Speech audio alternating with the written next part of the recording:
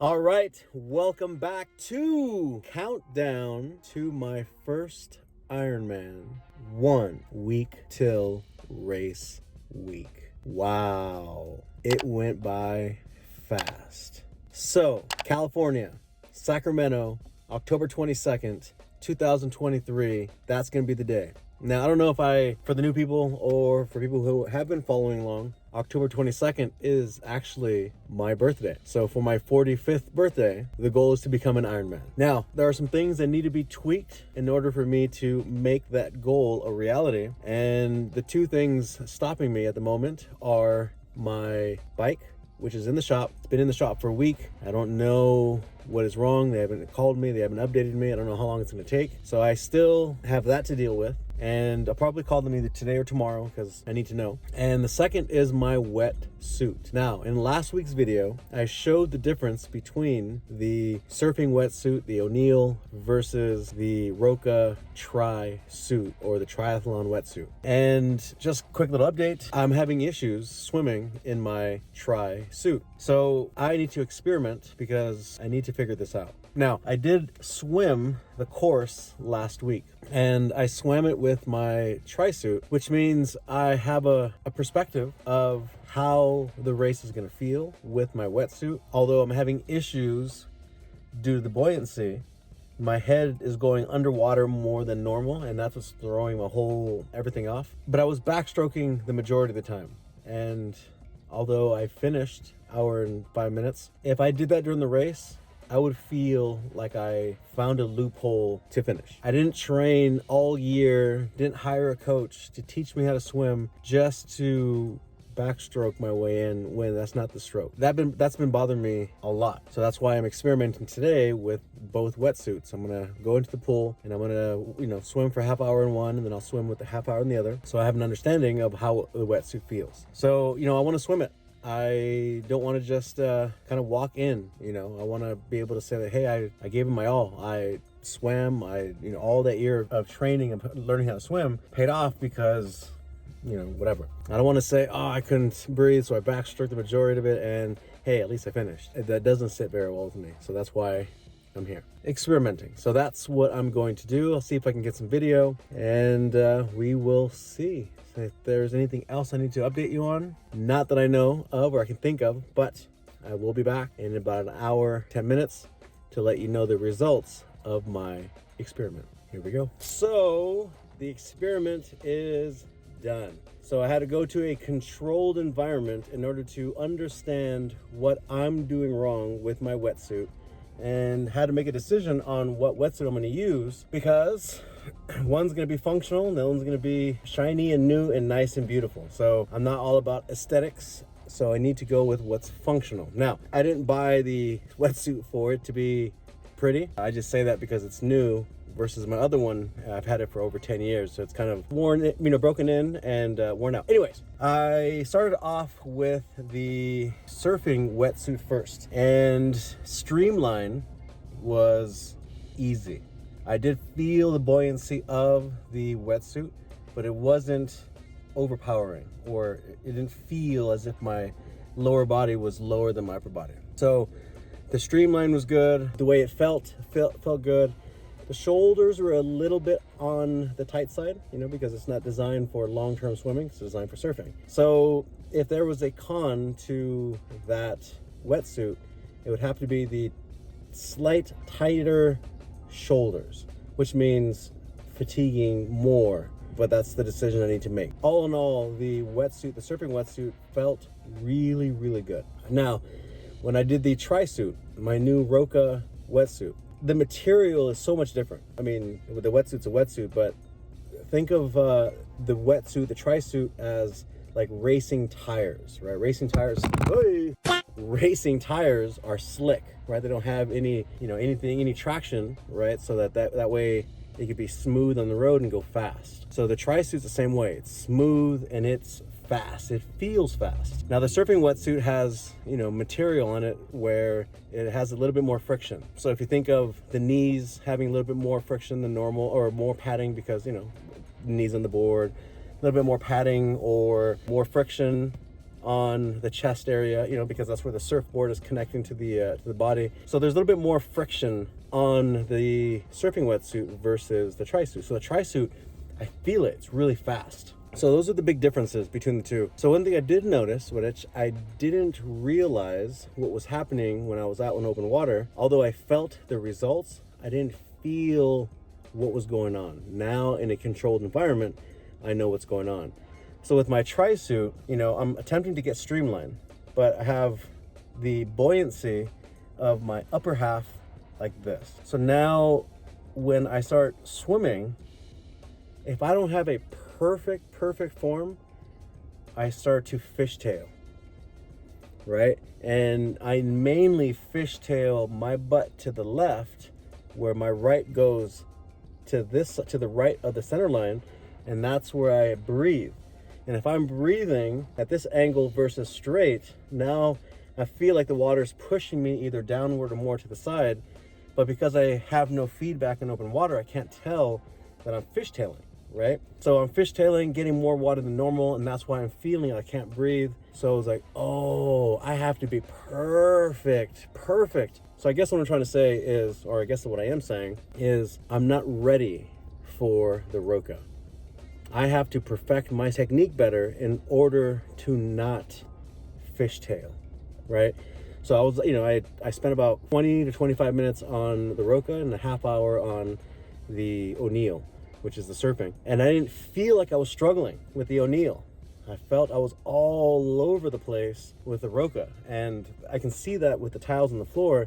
And now everything's making sense. Now I can connect what I was going through with the feedback of the results, if that makes any sense. In the open water, I couldn't. Now I can. Now it all makes sense. So I guess I need more time with my Roka. So the decision I'm going to make, this is going to be tough. I'm going to use the surfing, the O'Neill wetsuit for the race. Yeah, I want to swim. I don't want to backpedal or backstroke the majority of the swim because I didn't go through all that training to backstroke.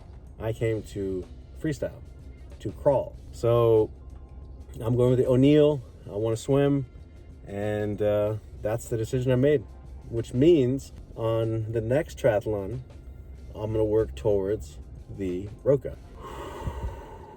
That means there's another race coming.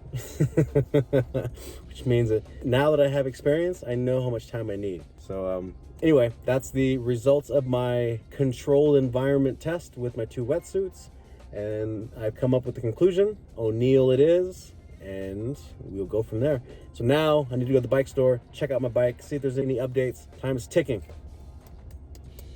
Getting close, 13 days away. All right, got some good news.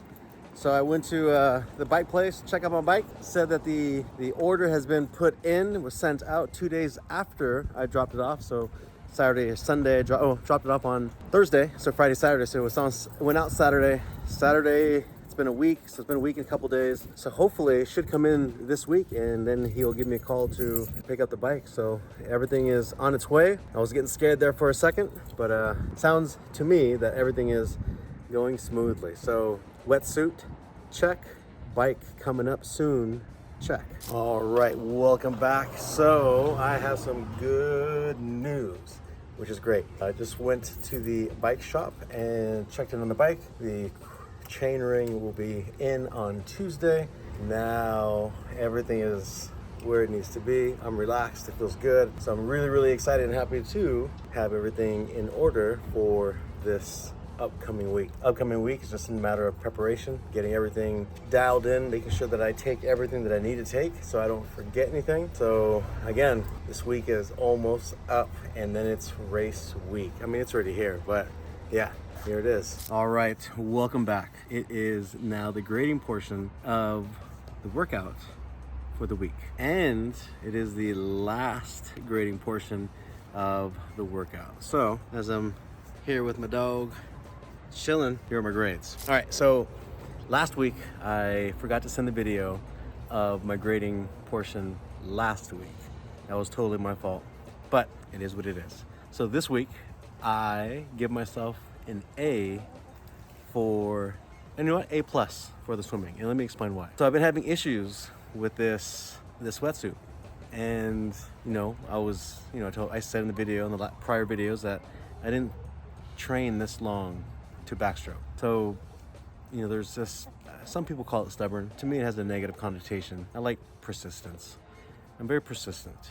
So I couldn't fathom with the idea of swimming with my O'Neill, because I have yet to perfect my swimming stroke for the Roka, the surfing wetsuit versus the triathlon wetsuit. And I just wasn't happy with that. So for the last 3 hours, 2.5 weeks, or a week and a half, I've been working on strictly swimming in the swimming pool with the wetsuit. Now, I've not done that before because I felt kind of like an idiot going to the pool with the wetsuit on. So that's why I haven't done it. And that is my fault, my stupidity for allowing all this time to go by and not practice with my wetsuit. So I ended up going to the other gym, the Crunch gym, where there's no one in the pool. So I've been practicing in there for the last week and a half, strictly with the wetsuit on, and I had to make some adjustments. And I think I have found the answers to my problems. Now, one of my biggest problems was my hips, the buoyancy of my hips because of the wetsuit. So what I did was I countered it with my hands. So normally with my total immersion swimming stroke, instead of my hands being on water level, they're normally down here, right? So as I get my hand into the water and as I catch and as I pull, right, the water's here, I'm actually under the water. If you look at a profile shot, it's actually going at a 45-degree angle downward, and that downward position for my current status as a swimmer is another thing that's been throwing me off. So one of the adjustments that I did was I placed my hands closer to the water line. That way my hands counterbalance the hips. So that's my first adjustment. My second adjustment is I didn't realize that as I'm pulling, right, I guess the arm needs to be at about a 45-degree angle, and my arm was a little bit straight, right? So as I'm pulling, right, I'm down here versus out here. Now, I don't know what's right, what's wrong, but for the wetsuit, I need to have my elbow out just a little bit wider. That's the adjustment that I had to make. And now I'm better on the streamline, better on the fishtail, not fishtailing as much. And the counterbalance doesn't have that, someone pushing my head in the water type feel. So I made those adjustments, and I'm persistent with my Roka wetsuit. I'm going with that. I'm not going to go with the O'Neill. I just feel, I need to go with what I need to go with. So that's that. A+ in the swimming. I made some adjustments. I'm good. Now the cycling. Did all my miles, had to do everything indoor because my bike's in the shop. Last video, I went to the bike shop, and they said it will be done by Tuesday. So that's just their word. I'm going with it. They've been good to me. But, things happen. So I'm hoping that everything goes smoothly and that the part does come in on Tuesday. So we'll see. So I did all my biking, A+ in the biking. Now for the run. I've noticed that I had been running indoors a little bit more than usual. And, due to traveling and, all this other stuff. And I started running outside more, this last week. And, the one thing that I will say is that with the treadmill, the treadmill's consistent. You put a certain miles per hour and you just go. And my body has been conditioned to that feel of, 6 miles an hour. So I've noticed that my run has gotten faster and my cardio is feeling really, really good. So I'm gonna give myself an A+ for the running as well. So last grading, A+ is all the way across. I am good. I'm ready. I've been ready actually for the last 3-4 weeks. I might have, trained a little bit more than I should have. Next time I do this, it will not be doing the 24-week training camp, but it was a good experience. I had a good time, and now it's a race week. So everything now boils down to this. No more minor tweaks. It's time to go. So next week I'll discuss the different things, my nutrition, the travel time, everything. Next week is race week, so there'll be one more video after this of race week, and then the week after that will be the video of the completion of the Ironman. So, man, these flies this year have been insane. No matter where I go, the flies are everywhere. So, Maybe it was from all the rain last year, but it is insane, these flies. I will say this. Here's another thing. I wanted to give a little update. Several weeks back, I don't remember at the moment, but I will have it digitally on the video. I did a workout program for Primal Canine, my friend Mike Jones, Canine Straight Legs. And that's where he teaches all these new and upcoming decoys, dog trainers. And he called me to work them out, to at least show the importance that physical training is extremely important for the longevity of your career as a dog decoy. If you've never seen what dog decoys do, go ahead and Google, you know what? I'll show my dog doing to a dog decoy right now as I'm speaking. And these guys are extremely important to train these dogs, and their health is extremely important. So Mike Jones invited me to come in, teach some training and some exercises that were going to, benefit them as athletes and health. So we had a great time. And Mike had posted on his YouTube channel short of me talking, right? As the guys were working out, they kind of interviewed me, small interview. And that became a short on Instagram, on his Instagram. And when we were in Tahoe, Lissy says, hey, you're not going to guess who liked your short, right, on Primal Canine's Instagram, because I don't have an Instagram. And I go, who? And she showed me a picture of a person that liked my little interview. It is none other than the one and only Cesar Milan. I was so excited. I was super excited that Cesar Milan liked my little interview of working out the dog decoys. So I'm still totally stoked. I'll show a little picture of the like. So that was my highlight for seeing that. So I was super excited. All right, anyways, enough rambling. I'm ready to go. Race week coming up. Hope you guys are excited. I'm excited. I'm ready. Let's do this.